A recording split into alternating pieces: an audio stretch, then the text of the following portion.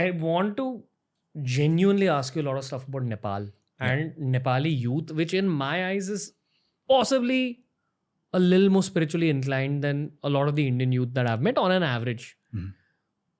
Am I correct in saying that?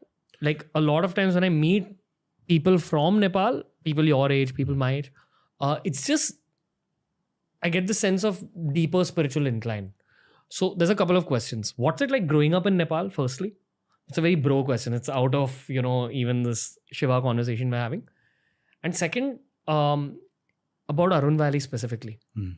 I want to know about the energy of that place. Yeah. What is special about the total landmass of your country and then that specific landmass? Yeah. And your life growing up in Nepal. Yeah. So that's I think I have mixed answers about that. I think I've seen spiritual being across borders, and in Nepal specifically, yes, the youths of Nepal are spiritual, and they, spirituality is not a thing that they do, but it's a way of life, right? So Nepal, in Kathmandu specifically, the place where I'm born, every 100 meters you'll be able to see a temple. So on the way to school, on the way to your work, you'll be coming across temples and deities all across. So it's as if a tirth yatra between the time you go from destination point A to point B. Wow. That's how many temples there are, of different deities. So even if a person is just able to chant the mantras of the deities that he or she passes by during their during their commute, which is one of the most common thing that people do, is going to uplift their spiritual levels, right? Growing up in Nepal is a blessing because Nepal is a Dev Bhumi. Dev Bhumi of where Shiva is, Bhumi where, Pashupatinath is, and temples like this, So similar to India, Nepal is also Dev Bhumi where all the, this kind of culture not only is, but started from. Sanatana Dharma, all of this started from the Mahabharata range of our countries, right? And I think that being able to be there, experience these temples, energies from a really young age is a boon. And the blessed soul get to be born in places like India and Nepal, which are in that spiritual realm. And I see people from all over the world pouring in, coming here to realize and feel that energy. You talked about Arun Valley. How is it?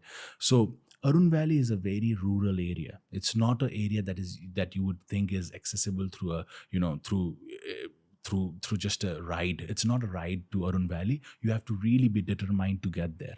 And the energy in Arun Valley is just, you can't describe it with words because you are surrounded by these Rudraksha trees.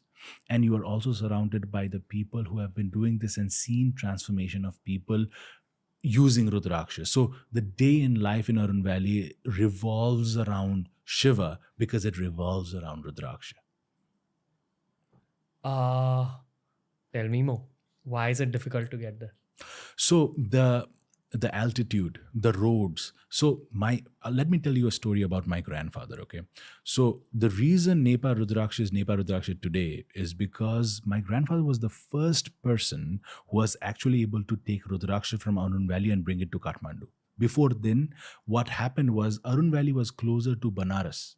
So people were actually taking Rudraksha from Arun Valley to Banaras, and from Banaras they are bringing it to Kathmandu. So the route in itself was so, long.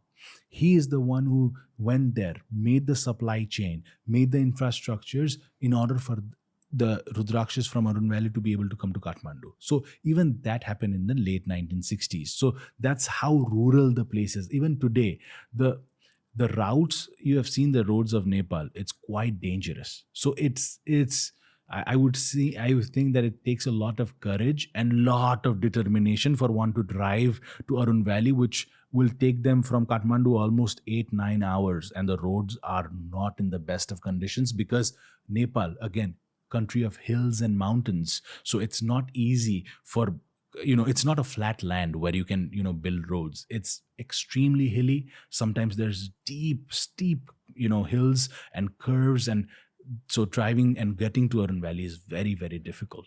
Yeah. In my heart, there's two things for me that are waiting in Nepal.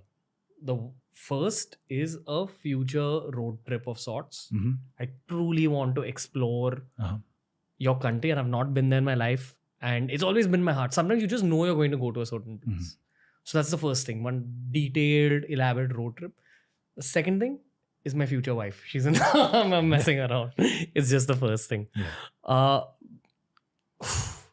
have to go to Nepal at some point. You have to, and you will be blessed to be in Nepal, because yes, the nature, the road trips are there, as well as the temples and the spiritual aspect of what you are doing, the upasanas that you are doing. I believe there's a lot of answers hidden in Nepal, So which I've you'll been be told. able to see. So I've been told.